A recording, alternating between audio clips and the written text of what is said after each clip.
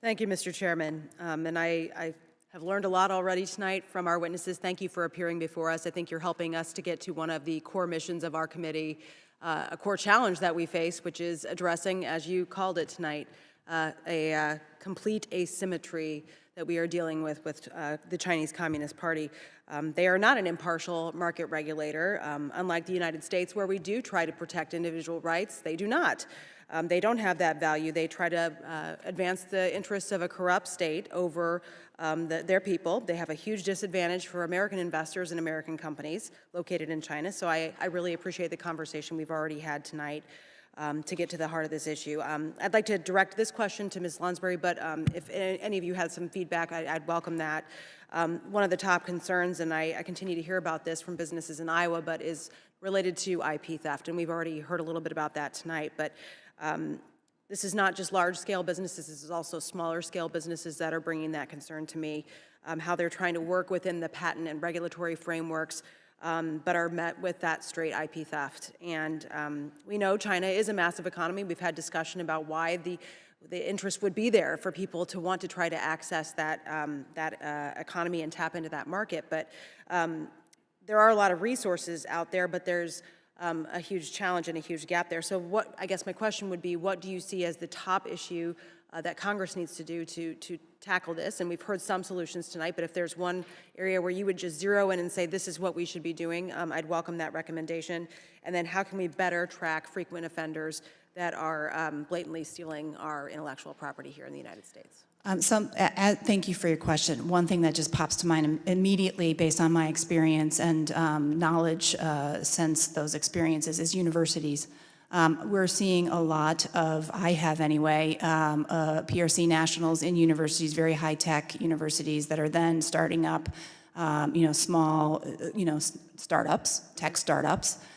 They're coming in with small bits of capital, and then the enticement of funding that startup then requires either a transfer of IP and or more investment with a Chinese partner.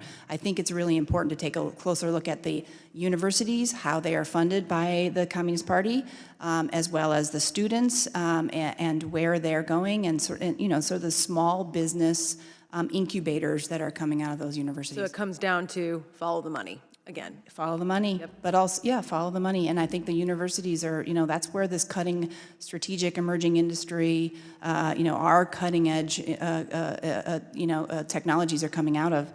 So really must take a closer look at how these universities are working. Okay. Mr. Kazi? I don't have anything else to add. She nailed it, huh? Mr. Shum? I think U.S. and the Congress and then your committee is doing the right thing.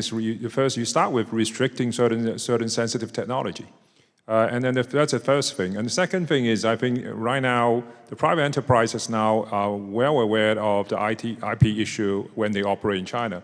So the issue everybody is looking at is, so how much do I need to lose in order to have access to the market? It's the balancing it. So people are a lot more aware now, and that it's actually doing an active calculation as they operate and move into China. Yeah. My next question relates directly to a company in my home district. I represent Cedar Rapids, Iowa, and Collins Aerospace is headquartered there. And as you're all well aware, back in 2018, United Technologies Corporation received a very delayed, I might add, Chinese regulatory approval for a $30 billion purchase of aircraft parts maker, Collins Aerospace, that cleared the final battle, obviously, for the largest aerospace company deal in history. But that was conditional based upon the situation with escalating tensions with China and the United States. So the questions were surrounding that, obviously. Did the CCP delay the deal because of the disputes happening here? So Ms. Lonsbury, if you could walk us through briefly in the time we have left, your experience working with the CCP's antitrust regulators in this process to gain approval for the acquisition, and kind of what circumstances surround that. Okay, well, I would say that oversight body has changed a lot since I was in that position out in China, and that transaction happened after I was no longer in China. But I can tell you that From what I looked at and what I heard from my old colleagues, that this was a political moment with the Qualcomm merger that was, I think, obviously denied just before the Rockwell-Collins transaction. So I think, there was a delay. There were more conversations with the Chinese partners. Written advisory, more meetings, and in the end, it went through. But it did get hung up in the U.S.-China political, back and forth, tit for tat.